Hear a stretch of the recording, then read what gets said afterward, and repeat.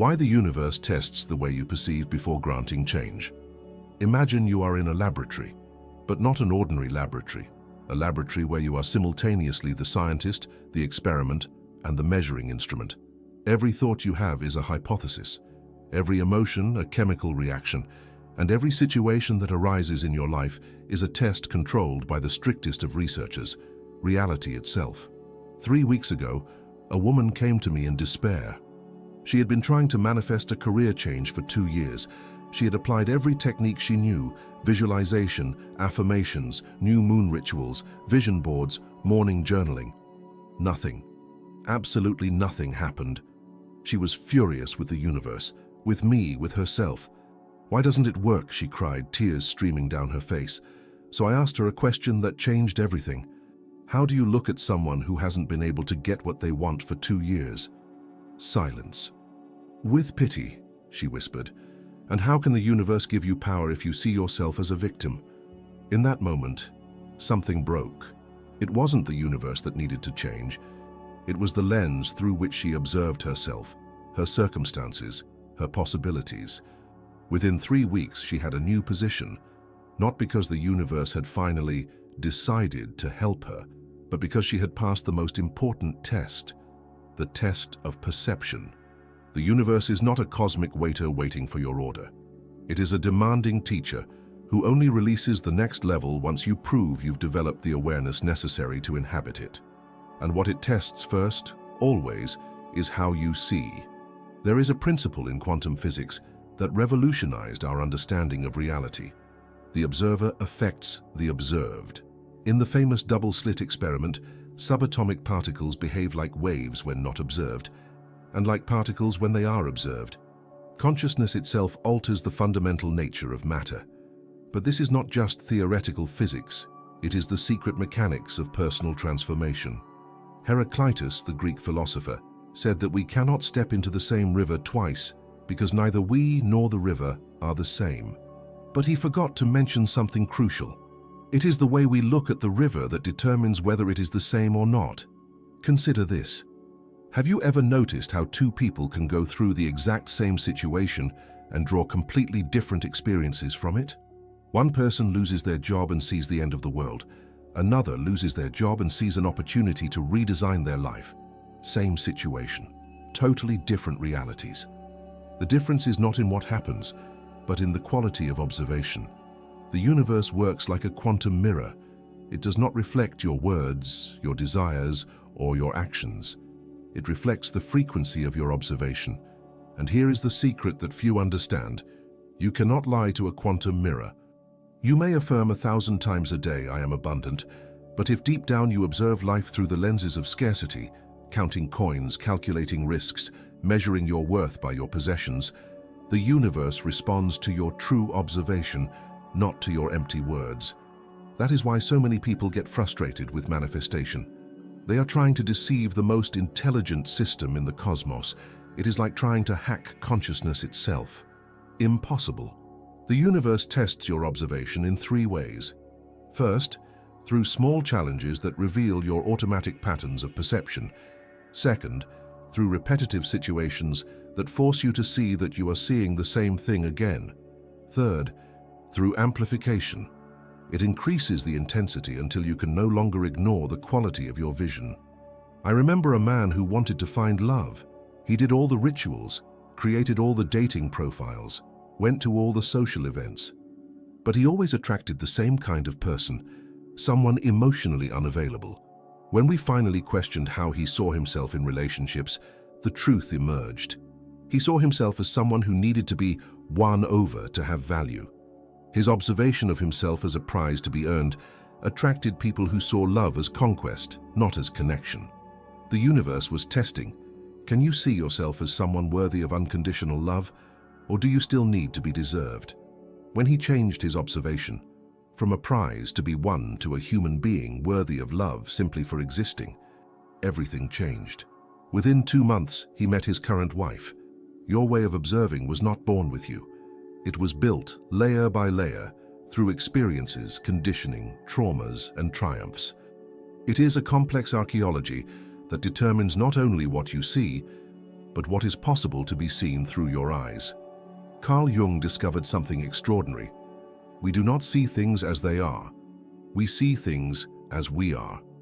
Our inner world projects itself onto external reality like a film onto a screen, and the universe, being infinitely intelligent, uses this projection as data about our state of consciousness. Imagine that your perception is like a photographic filter. If you use a blue filter, everything looks blue regardless of its real color. If you observe life through the filter of fear, you see threats everywhere. If you observe through the filter of gratitude, you constantly see gifts. The universe is not creating threats or gifts, it is responding to your filter. Here is where it gets fascinating. The universe does not judge your filter, it simply honors it. If you see life as a struggle, it creates situations that validate that view. Not out of cruelty, but out of coherence. It is always saying yes to your predominant observation, but, and here is the key, it also creates constant opportunities for you to change your filter. These opportunities come disguised as problems, challenges, unexpected situations. They are invitations to observe differently. Nietzsche said that if you look long enough into an abyss, the abyss also looks into you. He was describing how our prolonged observation of something transforms us. But he did not mention that we can choose where to look. A client of mine was going through a devastating financial crisis. Every day, she obsessively checked her bank account, calculated debts, made catastrophe spreadsheets. Her observation was fixed on lack. And interestingly, with each passing day, more situations of lack appeared. Unexpected bills, missed opportunities, unforeseen expenses. So I proposed a radical experiment. For 30 days, she could only observe abundance. This did not mean denying financial reality, but shifting the focus of observation. Instead of counting what was missing, count what she had. Instead of seeing problems, see resources. Instead of calculating losses, calculate possibilities. On the 10th day, she received an unexpected job offer. On the 20th day, she discovered a banking error in her favor. On the 30th day, a distant relative left her a small but meaningful inheritance. Coincidence? Or evidence that the universe responds to the quality of our observation? The archaeology of perception reveals layers. The wounded child who sees abandonment in every farewell, the rejected teenager who sees criticism in every comment, the disappointed adult who sees betrayal in every change of plans. Each layer is an additional filter, a lens that distorts present reality with past pain. The universe tests whether you can clear these lenses, whether you can see this situation with new eyes, whether you can separate the past from the present in your observation, because only those who see the present clearly can consciously create the future. Here we arrive at the most counterintuitive point of the whole journey. The universe tests whether you can want without despairing, seek without clinging, act without controlling. This is what I call active surrender, the paradox of being simultaneously engaged and detached. Most people fail this test because they confuse desire with need, wanting with lack, seeking with desperation. And the universe, being a precise detector of emotional frequency, perceives the difference immediately. Lao Tzu taught that water overcomes rock not by force, but by gentle persistence. Water does not fight against the rock, does not force, does not despair. It simply keeps flowing, always finding a way. And over time, even the hardest rock yields to its loving patience. This is the quality of observation the universe seeks, the ability to desire as water desires the ocean, with a quiet certainty of arrival, not with the anxiety of separation. But how to develop this paradoxical observation? First, by understanding that despair is evidence of distrust. When you are desperate for something, you are affirming that the universe may not provide, that perhaps you are not worthy, that perhaps forcing is necessary. Desperation is an observation based on scarcity and separation. Active surrender, on the other hand, is based on abundance and connection. It is the observation that you and the universe are partners in creation, not adversaries in a battle. It is knowing that your genuine desire is also the universe's desire expressing itself through you. Rumi, the mystical poet, captured this perfectly. You are not just the drop in the ocean. but the entire ocean in every drop. When you observe from this awareness, there is no despair, only natural movement toward what is yours by divine right. One of my deepest experiences with this happened when I myself was facing an apparently impossible situation.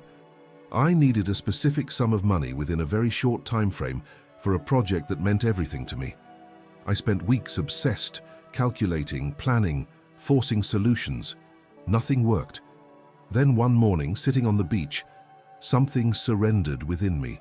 It was not giving up, it was active surrender. I continued taking the necessary actions, but I completely changed my observation.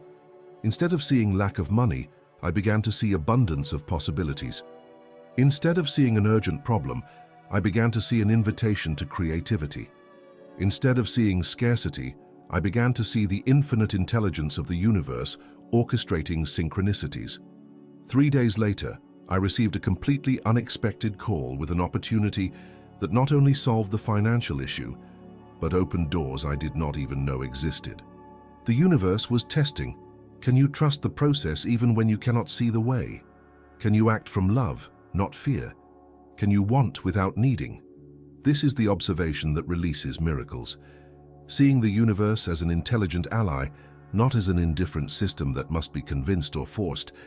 It is observing every situation by asking not, why is this happening to me, but how is this serving me? Active surrender is the ability to keep a clear vision of the destination while remaining flexible about the path. It is like driving at night. You cannot see the whole road, but your headlights illuminate enough for the next step, and you trust that the road continues to exist beyond what you can see. The universe is constantly communicating with us, but in a language that the logical mind rarely recognizes. They are synchronicities, repetitions, impossible coincidences, situations that make you pause and think, how strange. This is the secret language of signs, and your ability to perceive them and interpret them correctly is one of the most sophisticated tests the universe applies. Carl Jung coined the term synchronicity to describe meaningful coincidences, events that have no causal connection but carry deep meaning for the one who experiences them. He realized that the more conscious a person becomes, the more synchronicities they experience, not because the universe changes, but because their observation becomes refined. It is like tuning a radio frequency. The signals have always been there, transmitting constantly, but only when you find the right frequency can you hear the music. The universe tests whether you can distinguish between casual coincidence and intentional communication, between mental projection and genuine perception, between illusory hope and authentic guidance. Let me tell you about a sequence of signs that completely changed the course of a situation in my life. I was facing an important decision about moving to another city. There were balanced logical pros and cons, and my rational mind was at an impasse, so I began to observe signs. On 3 consecutive days, 3 different people spontaneously mentioned the same city, the one I was considering moving to. The first time I thought coincidence, the second interesting, the third I stopped to pay attention. The next day, I saw a car with that city's license plate stopped directly in front of me at a traffic light. That afternoon, I received a promotional email from an airline offering a special discount for flights to that same city. The skeptical mind could easily dismiss each event individually, but when observed as a sequence, they formed a clear message.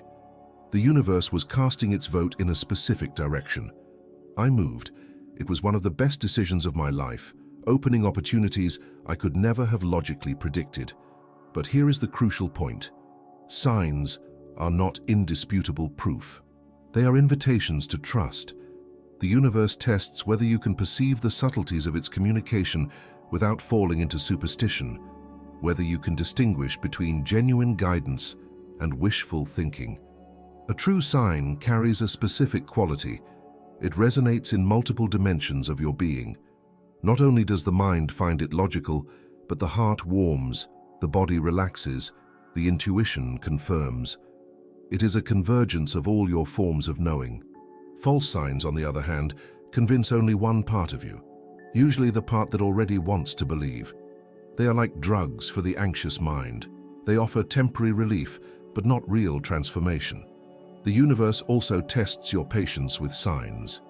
Sometimes communication comes in drops, spread out over weeks or months.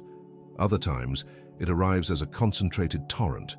Your task is to remain receptive without becoming obsessive, attentive without becoming paranoid.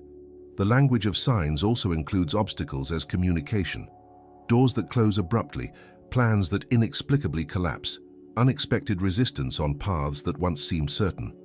The universe sometimes says no, or not yet, as clearly as it says yes.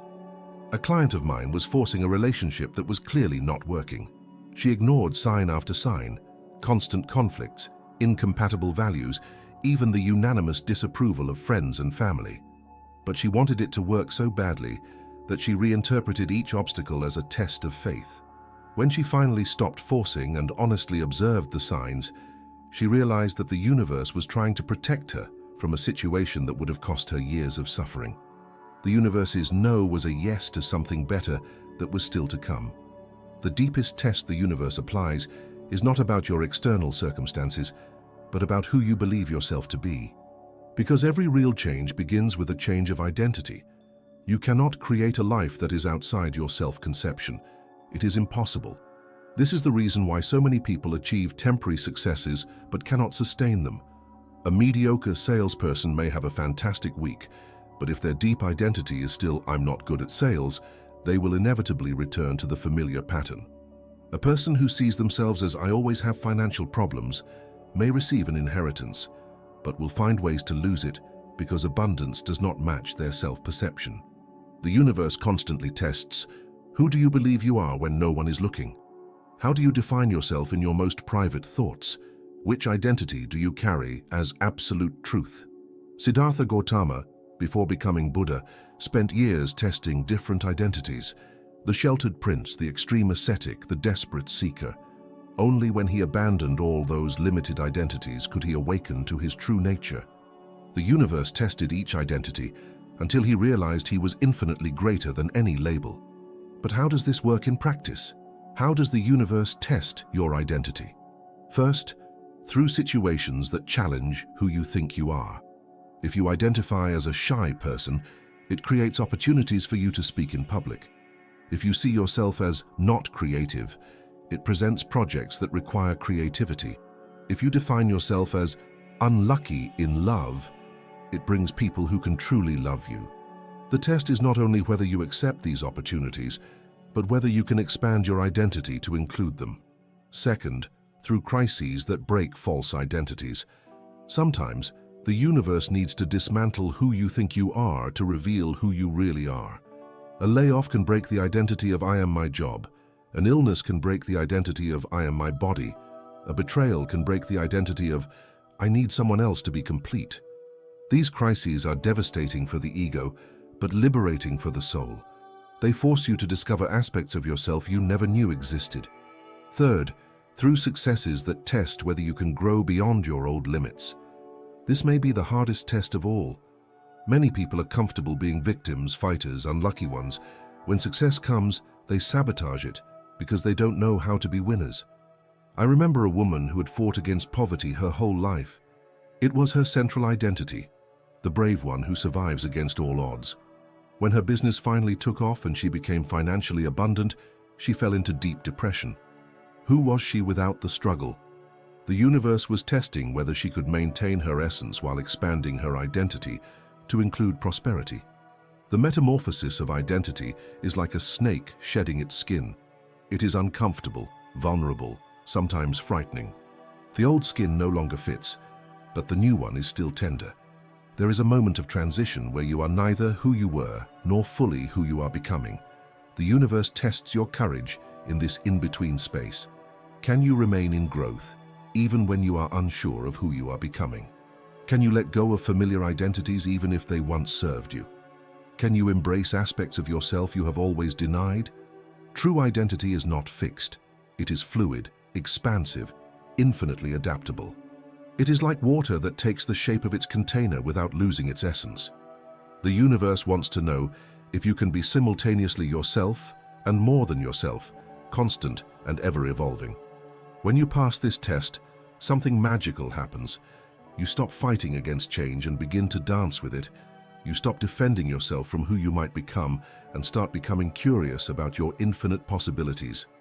You stop limiting the universe with your small identities and allow it to reveal the vastness of what you truly are. Now you understand the secret mechanics behind all genuine transformation. The universe is not arbitrary, cruel, or indifferent. It is the wisest and most compassionate teacher you could ever have, applying exactly the tests you need to evolve to the next level of consciousness. It tests your observation because it knows you can only create consciously when you see clearly. It tests your active surrender because it knows that force and despair block the natural flow of manifestation. It tests your perception of signs because it knows you need to trust the higher intelligence that orchestrates synchronicities. And it tests your identity because it knows you cannot live a life greater than your self-conception.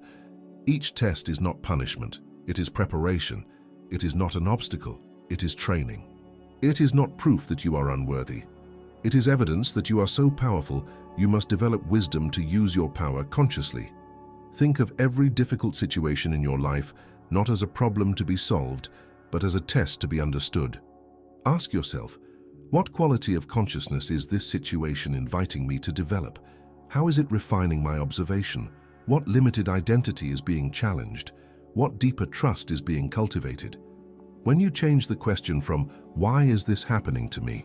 to "How is this serving me?" everything changes. You leave the position of victim and enter the position of student.